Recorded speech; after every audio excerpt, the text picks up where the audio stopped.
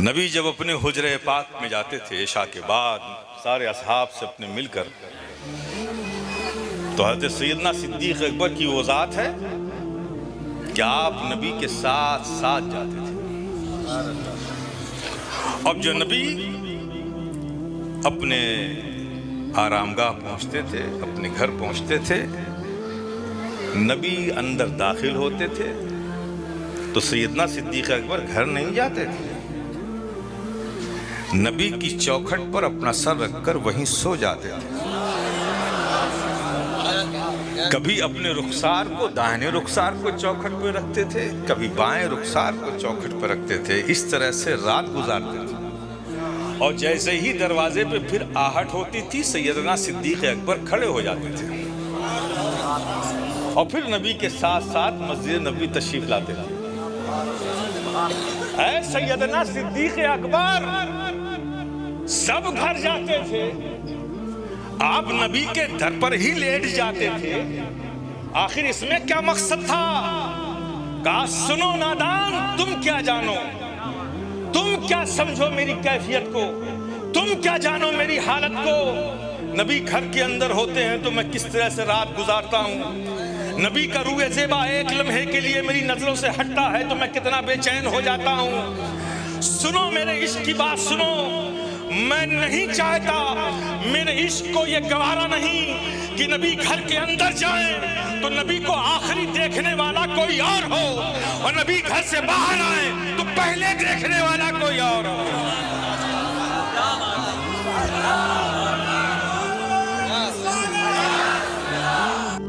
سامعین حضرات السلام علیکم۔ دوستو کیسے ہیں آپ؟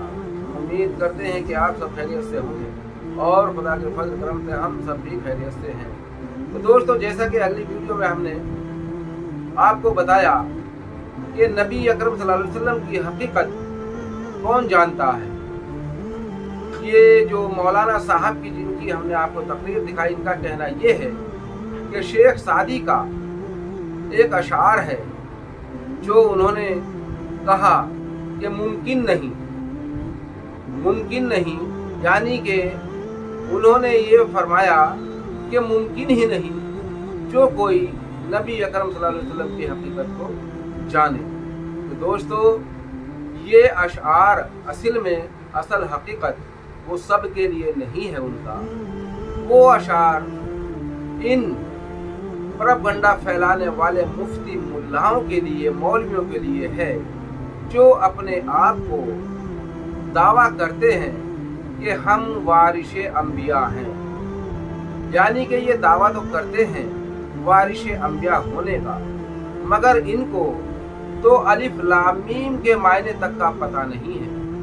اگر ان کو الف لام میم کے معنی کا پتہ ہوتا تو واقعی یہ وارث انبیاء ہوتے، کیونکہ نبی اکرم صلی اللہ علیہ وسلم کے علاوہ اور فرشتوں کے اور اللہ کے علاوہ کسی کو علم نہیں ہے نا اس چیز کا۔ تو جو علم نبی اکرم صلی اللہ علیہ وسلم کے پاس ہے اس کا وارث کون ہے؟ اس کے وارث مولا علی شیر خدا ہیں یا نہیں؟ ہاں، ان کے لیے اگر مولا علی شیر خدا نہیں ہے تو واقعی وہ الف لام میم کا یا عین سین قاف ہا کا جو علم ہے وہ واقعی کسی اور کے پاس نہیں ہے، کسی صحابی کے پاس بھی نہیں ہے۔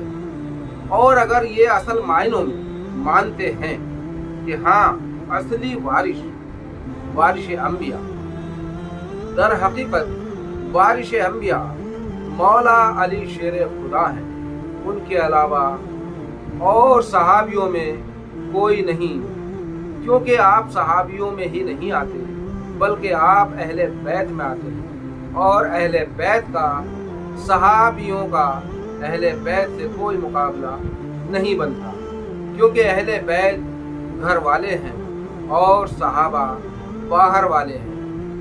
اصلی وارث مولا علی شیر خدا ہے، اور جو اصلی وارث ہوتا ہے اسی کو وراثت میں سب کچھ حاصل ہوتا ہے، سب کچھ عطا ہوتا ہے۔ اب انہوں نے حوالہ دیا کہ حضرت ابو بکر صدیق رضی اللہ عنہ بچپن سے لے کے جوانی تک اور بڑھاپے تک ساتھ رہے، جبکہ دوستو یہ غلط ہے۔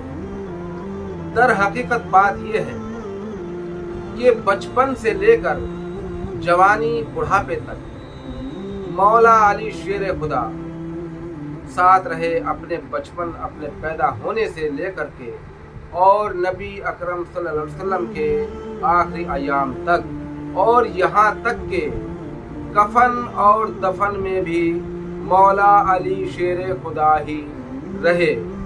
میں پوچھتا ہوں ان علماؤں سے جو حضرت ابو بکر صدیق رضی اللہ عنہ کو مولا علی سے بھی افضل بتاتے ہیں، ہر چیز میں سب سے اول بتاتے ہیں، تو جب نبی اکرم صلی اللہ علیہ وسلم کا وصال ہوا تو اس وقت یہ کہاں گئے تھے؟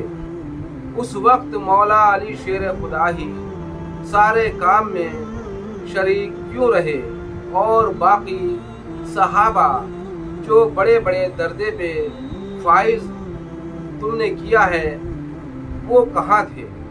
ذرا اس کا جواب دیں۔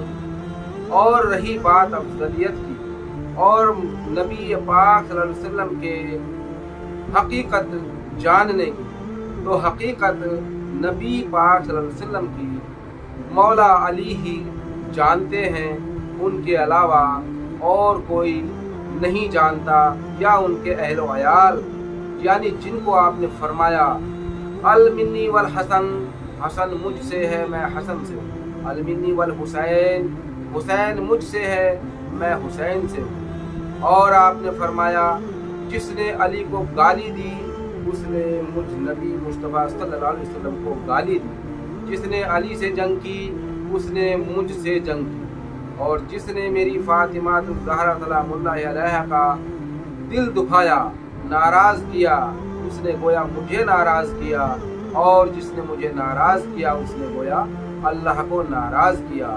تو دوستو ایک حوالہ انہوں نے اور دیا، جو کعبے میں بت توڑے گئے، یعنی نبی اکرم صلی اللہ علیہ وسلم نے فرمایا کہ اے علی آؤ میرے دوش پر بیٹھو، کھڑے ہو جاؤ اور یہ بت توڑ دو۔ تو آپ نے فرمایا اور صحاباؤں نے فرمایا کہ یا رسول اللہ صلی اللہ علیہ وسلم آپ کیوں ان کو اپنے دوست پر کھڑا کر رہے ہیں، آپ کیوں نہیں ان کے دوست پر کھڑے ہو جاتے ہیں؟ یا بعد میں کہا ان کو کہ آپ نے ان کو اپنے دوست پر کھڑا کیوں کیا، آپ ان کے دوست پر کھڑے ہو جائیں۔ تو کہتے ہیں نبی اکرم صلی اللہ علیہ وسلم نے فرمایا کہ یہ میری نبوت کا بوجھ نہیں سنبھال سکتے تھے۔ دوستو میں پوچھتا ہوں کیا مولا علی اس کھچر سے بھی کمزور تھے جس پر نبی اکرم صلی اللہ علیہ وسلم سواری کیا کرتے تھے؟ کیا اس اونٹ سے بھی کمزور تھے جس اونٹ پر نبی اکرم صلی اللہ علیہ وسلم سواری کیا کرتے تھے؟ قیاس میں آنے والی بات نہیں ہے۔ یہ جو انہوں نے یہ جملے بازی کر رکھی ہے اور یہاں لا کر کے یہ سارا عمل میٹ کر دیتے ہیں کہ جو علی نبوت کا بوجھ نہ سنبھال سکتے تھے، بھلا ان کو اور کچھ علم جو ہے کیسے ملتا ہے؟ ان کا کہنے کا مقصد صرف اتنا ہی ہے۔ دوستو میں پوچھتا ہوں کیا مولا علی شیر خدا، جن کو اللہ کا شیر کہا گیا، رب کی تلوار کہا گیا، رب کی طاقت کہا گیا، کیا وہ اس اونٹی سے بھی کمزور تھے جس پر آپ سواری کیا کرتے تھے؟ کیا آپ ان کا بوجھ نہیں سنبھال سکتے تھے؟ بلکہ یوں نہیں ہے، بات دراصل یہ ہے وہ دکھانا چاہتے تھے، یعنی میرے نبی اکرم صلی اللہ علیہ وسلم، میرے آقا تاجدار دکھانا چاہتے تھے کہ اے میرے صحابہ دیکھ لو اور پہچان لو میرا اصلی وارث کون ہے، کون میرے دوش مبارک پر قدم رکھ سکتا ہے، کس کی ضرورت ہے کہ سوائے علی کے اور کسی کی ضرورت نہیں ہے۔ اور آپ نے کئی مقام پر فرمایا کہ یہ میرا وارث ہے، یہی میرا اخی یعنی خلیفہ ہے، مگر اس کے باوجود بھی تمام لوگ اس دور کے بھی ماننے کو تیار نہیں ہوئے۔ دراصل یزید کو تو انہوں نے مہرہ بنایا، بلکہ پلان تو پہلے ہی شروع ہو چکا تھا۔ یعنی نبی اکرم صلی اللہ علیہ وسلم کے بعد اگر مولا امام علیہ السلام کو یہ اپنا مولا اپنا خلیفہ، اپنا سردار مان لیتے تو یزید کی اتنی ضرورت نہ ہوتی جو امام حسین علیہ السلام تک وہ پہنچ پاتا۔ السلام علیکم دوستوں، کیسی لگی ہماری ویڈیو؟ اگر اچھی لگی تو شیئر کریں، لائک کریں اور سبسکرائب ضرور کریں تاکہ ہماری ہر آنے والی ویڈیو آپ تک پہنچتی رہے۔ السلام علیکم۔